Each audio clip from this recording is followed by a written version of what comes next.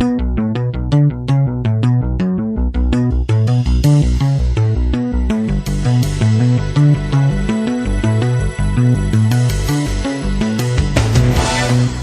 to the Prophecy Club. Well, obviously the EAS message was simply a test.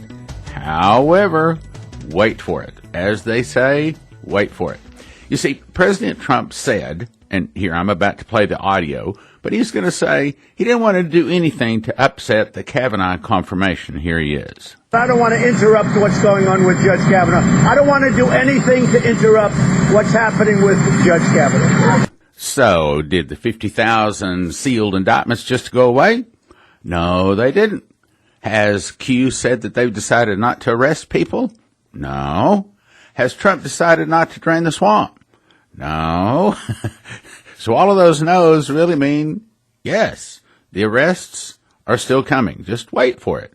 You see, in the New Testament, we refer to patience sort of like, well, don't get angry, hold your tongue, watch what you say, and things like that. But in Revelation, the word patience means don't quit. As in, don't quit Jesus, don't go take that mark, don't join the New World Order, things like that. Well, likewise here. Just because it didn't happen on October 3rd, understand, as Trump said, he didn't want anything to get in the way of this Kavanaugh confirmation. It's still coming. And as soon as K is confirmed, you watch. Q says he will be confirmed something like 53 to 47. Then watch for the next presidential alert. And this one will probably be unannounced. Some don't believe this 50,000 roundup, these 50,000 people about to be arrested. Some people don't think that's going to happen until after the elections. Some people think it won't happen until after the first of the year. But think it through. What are the major campaign promises of Trump? And more than anything, he wants to get more Republicans elected in this next election. Well, what were the campaign promises? The three big ones: build the wall, repeal Obamacare, and drain the swamp. Who really believes that Trump can do all three? Most people would be happy if he just did one. But I personally think he's going to do at least two of the three, and he's pretty much killed Obamacare, but it's not going to be totally removed.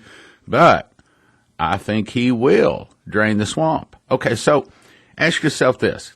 What will the conservatives, the Republicans, Christians, what are they going to do when it is announced that some 50,000 bad guys are all arrested? I think that the right, the conservatives, the Christians, the Republicans, they're going to go crazy with happiness. Some of the left will run to hide under the rocks, and yes, protests will start. But I think that by November 6th, the midterm election day, I don't think that the public is going to realize what it has caused yet. Yes, they're going to see protests, but I don't think they're going to understand that it's really an internal revolution starting. And they certainly don't understand about Dmitry Dudanov's prophecy that this is the internal revolution spoken of by Dmitry, where some of the people start fighting against the government. They still think all things are wonderful. They don't understand that this is the fall of America. So I'm saying today, wait for it. The 50,000 roundup is still coming. Now, here's where I am. As you know, I wrote a book on Bible prophecy called The Secret Door to Understand Bible Prophecy.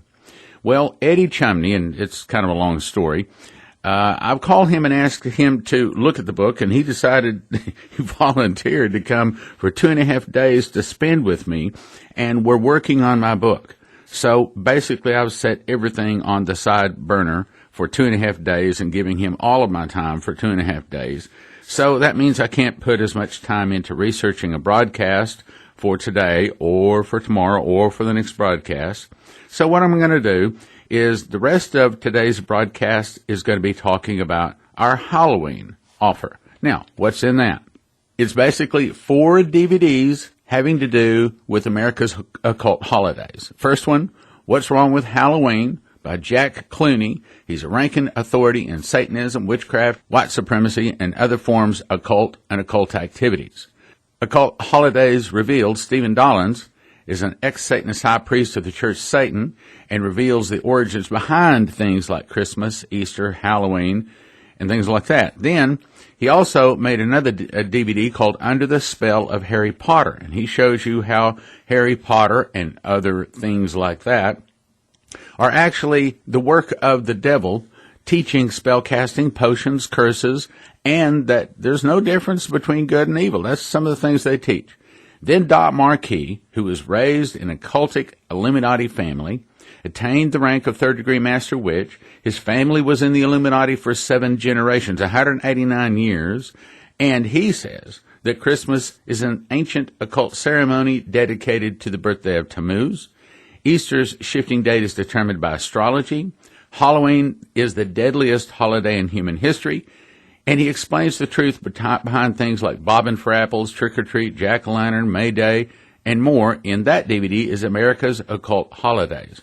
We're making all 4 of them, as you know, normally valued at $30 each, all 4 of them available, you don't believe this, for a gift of just $30. That's right, $30 for 4 DVDs. And, of course, you can even get a better deal by going to watchprophecyclub.com. Sign up, $20 a month, and you can watch now over, I think they said it was 210 DVDs. $200 a year or $20 a month. Watchprophecyclub.com. Or you can get these 4 DVDs at prophecyclub.com. It is the Halloween gift offer. And you can also call it in, 785-266-1112. Now, I've just interviewed Stephen Dollins. Let's go listen to Stephen Dollins. Welcome to the Prophecy Club. I've got Stephen Dollins on the phone with me today. I know many of you know him. He's author of several of the DVDs. Matter of fact, he's an ex-Satanist high priest of the Church of Satan. He's also a speaker on the videos, The Occult in Your Living Room, and Under the Spell of Harry Potter, Illuminati Game, or A Blueprint for World Domination. Stephen reveals the truth and the true origins in his new DVD, and it's called Occult Holidays Reveals. He's talking about the true origins, the truth behind the 3 biggest occultic holidays that America supports and celebrates. And that is Christmas, Easter, and Halloween, the world's most celebrated holidays. And he asked the question, is Christmas the celebration of the birth of Jesus? Is Easter really celebrating the resurrection of Christ? And what we're going to be talking about today is, what is the hidden agenda behind Halloween? So, Stephen, what is the hidden agenda behind Halloween? The hidden agenda behind Halloween is basically to captivate and seduce our children into looking to anything other than God. Get fear, and we know that fear is not of God, but they want to get fear into the child because fear is a controlling factor. It is the liberating force that can cause one to lose proper perspective of life. It can even destroy the very life of a person. It causes both physical and emotional illness, and it can cause one to lose faith in God. Well, how did Halloween start? Well, that's kind of interesting because, a lot of people think that it's an American holiday, and it's really not. It started over in Wales, Scotland, and Ireland, and it was brought to the United States by the Celts. And we know that the Celtic people were, I guess, what you want to call a peculiar people, because they believed in the power of magic. They worshiped many different gods. They believed in the spirits of the dead returning. And the fierce people who lived in fear of the reigning priest of that time, and they were called the Druids. And these people were very ritualistic. They practiced witchcraft. They practiced seeing, which is looking into the future, casting spells, and they looked to omens to tell them their future. And these priests were known as the mighty men of oak because they carried oak staffs. And they believed that they contained magical powers that they could call on at will. And these Celts also practiced human sacrifice as homage to their gods in return for favors for that year. And these sacrifices were made on the most celebrated day, and we call it Halloween, but it's actually known as Samhain, which stands for the Lord of the Dead. And it's a night when spirits of the dead rose from their graves and walked the land. And what they did stand on that night, they actually believed that on Samhain, the spirits of the dead would rise and walk the face of the earth. And so trick or treat actually never started going door to door with kids, knocking on the door and asking for candy or asking for special treats. These were spirits that were going around that were knocking on the humans' doors and basically scaring them to death, because if you have ghosts or spirits that are coming back, not only are they friends, but they're also your enemies. If they were enemies in the fleshly life, they're still your enemy as a spirit, you know what I mean? Yeah. So in order to trick these spirits, basically, what they did was to protect themselves from evil and vengeful demons. What they did was they donned costumes resembling these spirits, and they did that in order to blend in with them and trick them. And this is where the origin of Halloween came from. And then it came to the United States. The United States picked it up, and the church, the Roman Catholic Church, picked it up and began to try to Christianize it by calling it All Saints' Day. All right, well, what about bobbing for apples and jack-o'-lanterns and all of that? How'd that all get started? Yeah, that's kind of interesting, isn't it? There's several facets of Halloween. A lot of those things that we think are just fun and games actually didn't start out being that way. These people, these Celts, began to participate in strange games and customs. And we know that the Celts practiced a religion that was definitely pagan. The first thing we want to cover is bonfires. You've heard of the big bonfires? Oh, yeah. And you remember when several years ago when the college students on campus were building the huge bonfires and even died in some of them? Yes. These started out being huge fires built to light the way for these spirits that were walking the face of the earth, and they were also used in Druid sacrifice of humans. That's where we get the name bone fire, because they would burn the bodies of their victims to the point to where they couldn't be traced. And that's where your bonfire comes from. It's not bonfire, it's really bone fire. Right. All right, what about bobbing for apples? The Celts called it snap apple. We call it bobbing for apples. And it was actually a means of divination where apples were set afloat in a tub of water, and it was a boy's game. If a boy could snag the apple and bring it up with his teeth, he was assured of the love of his desire. So it was a form of divination. That's where we get the bobbing for apples. What about jack-o'-lantern? Well, jack-o'-lanterns go back to the trick-or-treat. Let me explain about trick-or-treat, where that origin came from. When these Druids would go around the countryside on that night, they would demand the sacrifice of the youngest child in each household. And what the father of the house, so you've got to understand, these people lived in fear, these Druids. These were the most feared things on the face of the earth. So the father, even though he loved his child, to protect the rest of his family, would actually sacrifice his child. And, you know, we look at that today and say, well, that's stupid. There's no way that a father would sacrifice his child. Well, sure they do. We sacrifice children right now with what we call abortion. So what they would do would be to go around the countryside and demand this young sacrifice. And if the sacrifice was left on a chain to the post at the front of the house, and it was acceptable, what they would do would be to leave a carved, and it actually didn't start out as being a pumpkin stand, it actually started out as being a turnip.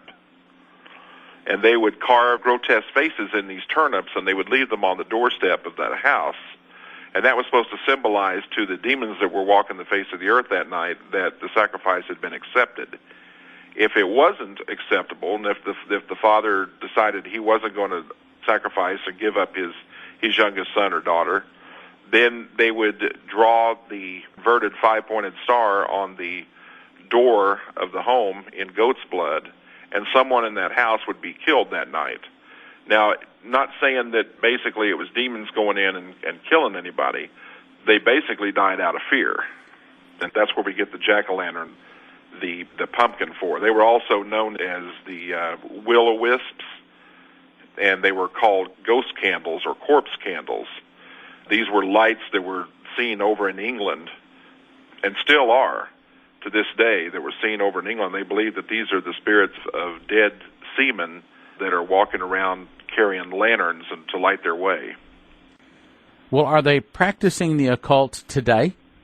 Absolutely. I mean, even when we let our children dress up in costumes that God says he detests, representing things that God says he detests or hates with his whole heart, we're practicing right along with what the practice was of that time.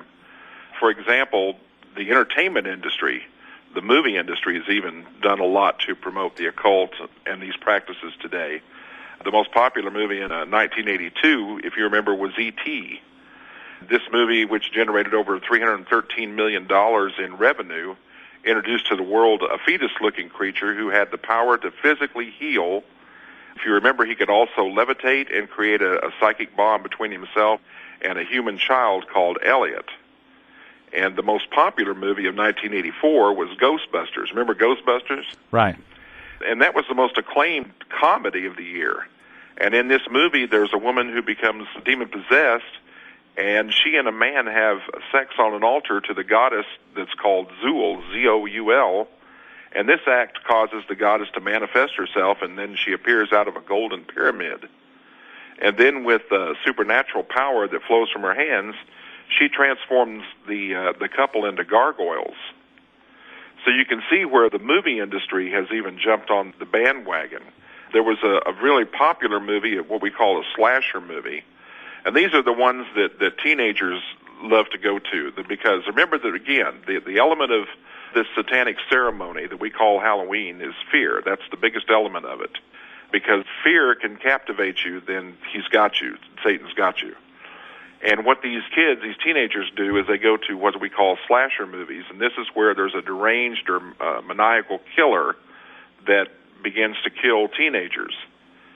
And the thrill of it is to be able to sit through one of these things without getting up and walking away or leaving. Or you're a real man if you can sit there with your girlfriend and watch the whole thing. And so what they do is they go to these movies, and the movie industry now Hollywood has just really been cranking out the occult movies. There's even a movie out now called The Messengers where the dead begin to communicate with child again, and it starts out being innocent type of things, and then all of a sudden the evil is revealed. So you can see where a lot of these practices have really brought around a lot of the customs and a lot of the traditions that we even practice over here in the United States.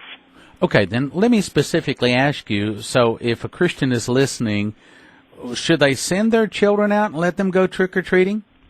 Absolutely not. It's my opinion that the only thing that the Christian church should be doing on that night is going into fasting and heavy warfare. Why would you want to celebrate a night where it's a night celebration of death? You're celebrating the night of Samhain, which is, again, the Lord of the Dead. And you're also celebrating a time when child sacrifice still goes on today. What about if they want to dress up as, say, a football player or something fairly innocent and just let their kids go out and collect candy? Is that still bad? In my opinion, it is, because you're still celebrating. The Word of God says we can't be equally yoked with light and darkness. And so, it's the fail thing that the church has done is try to take something that is evil, started out being evil and having ill intent, and we try to Christianize it. Okay, so what do you suggest that a family do when the kids want to go out and get candy and the parents don't want them to go out and get candy? What do you suggest they do? Well, I know there's a lot of people who say, well, you know, there's the peer pressure and everything. What am I going to let my child do? Well, I know there's a lot of churches and a lot of schools that have what's called alternative programs where they let the kids still dress up. My own opinion, first, when I started out, Stan, I first had the opinion, it was my firm belief that no alternative thing should be done.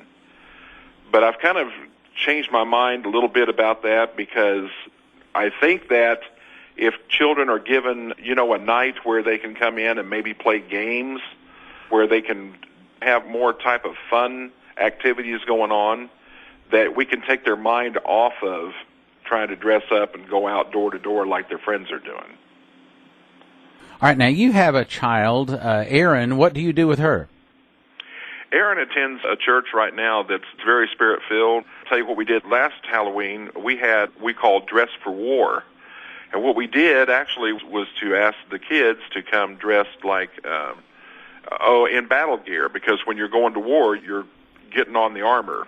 So we had some kids show up like soldiers. We had some kids show up like gladiators. And what they did, we did spiritual warfare that night, and they actually had fun doing it. So they actually went to church, and there was actually praise and worship services? Oh, it was great, yeah.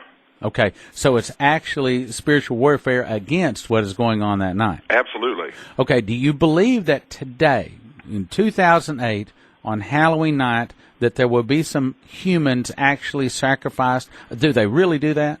Stan, I know there will. All right, do you think that they are getting these? Are these the milk carton kids that all of a sudden just disappear off the street? You think they're getting picked up by these Satanists and turned into human sacrifices? Well, here's the thing. This is the thing I always say. We can't become Christian witch hunters. There's not a demon under every rock and a devil around every corner. And I don't think everything is of the devil. So you should keep it in balance. Right. I agree. And however, I do know that during the time from October through November 1st, they began to, if you want to call it, gather the sacrifice. That's what we used to call it in Satanism, was gathering. And what they do is they send black vans out, and these people are so apt at being able to kidnap your child that all you have to do is turn your head. Especially the little blonde girls. It's innocent.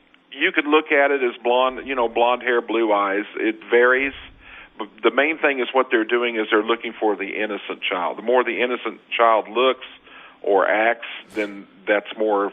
Is that what that song Hotel California is talking about, looking for one that really screams? Yes. It's one of those things that still go on today. And again, why would you want to send your child out or dress up like something that on that night when a child at their own age is being sacrificed? So you do think some humans, and not, was it only children, or is it adults sometimes that are sacrificed too? Sometimes it's adults, but the only time that it's adults is basically if they defect. I know that in the 70s when I came out of Satanism, when I came out of the Satanic Church, I basically was told that I had a contract out on my life, and that if I decided that I was going to defect, that I basically was signing my death warrant. How did you get out? Well, it was kind of interesting. I was working at Kansas Neurological Institute here in Topeka, and I was working a night shift, and there was a gentleman working the home right next to mine, the unit next to mine, and he began to get a friendship going with me, and I came to find out that he was a Christian, and I wanted to shy away from him because I was still in Satanism at the time, but he began to talk about rock and roll and a lot of the things that I was interested in.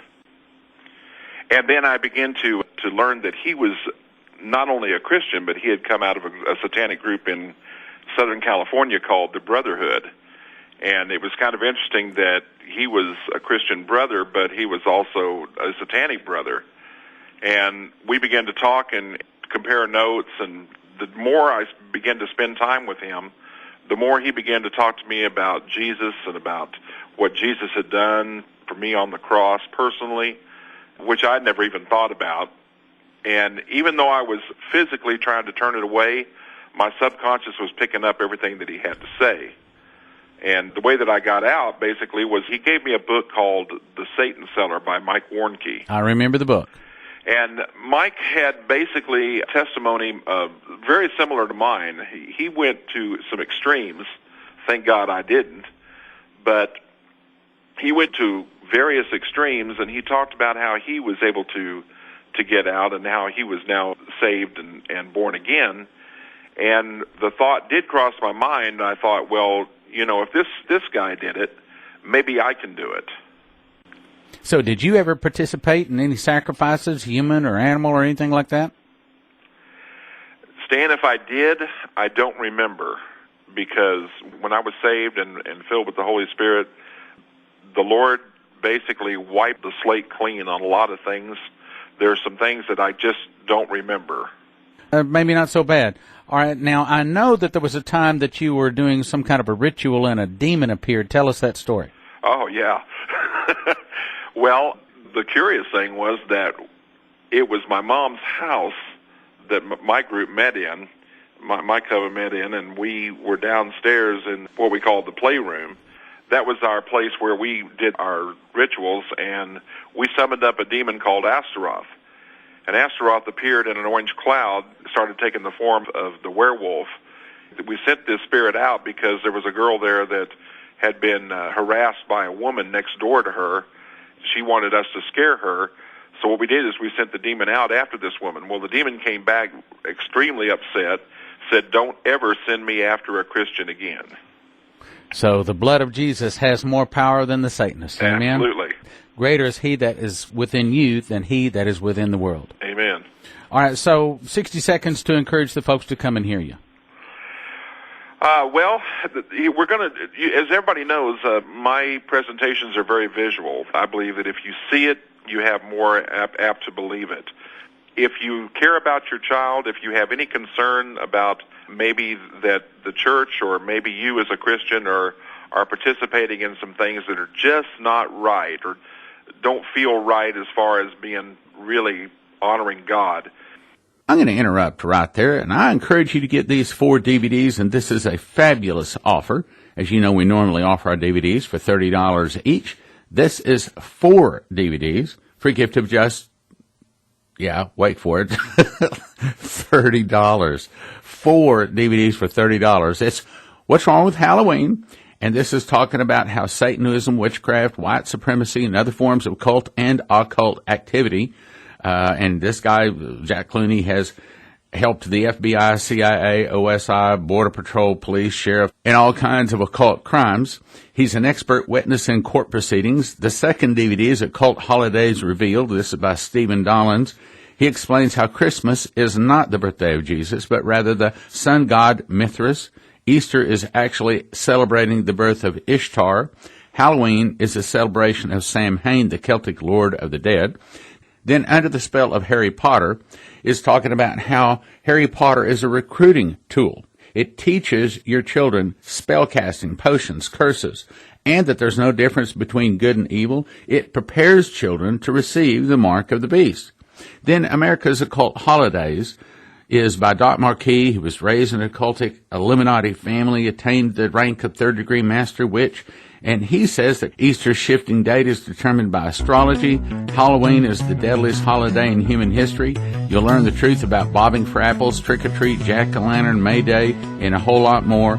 And actually, this is 4 DVDs valued at $90, all for a gift of just $30.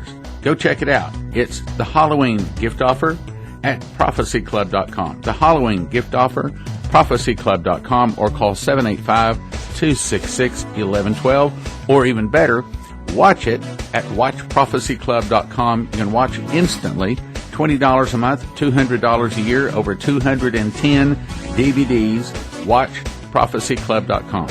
Thank you for listening. Thank you for your prayers, and thank you for your gifts of support. God bless.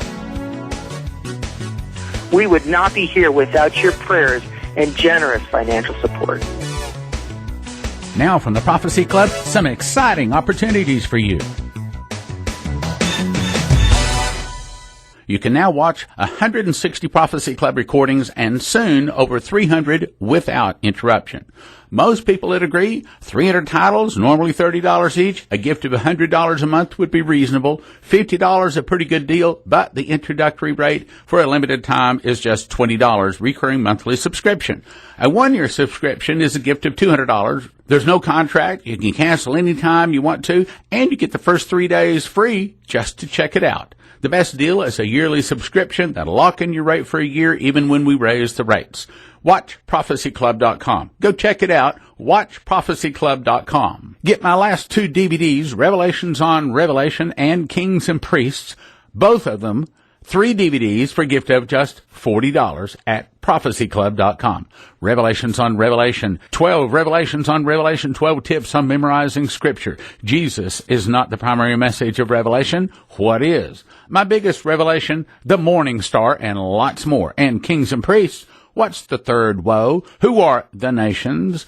Are all the saints kings and priests, or some kings, some priests? What is the difference between kings and priests? And much more. Both DVDs gift of $40 at prophecyclub.com. Revelations on Revelation, Kings and Priests. Prophecyclub.com, gift of $40. God will bless you.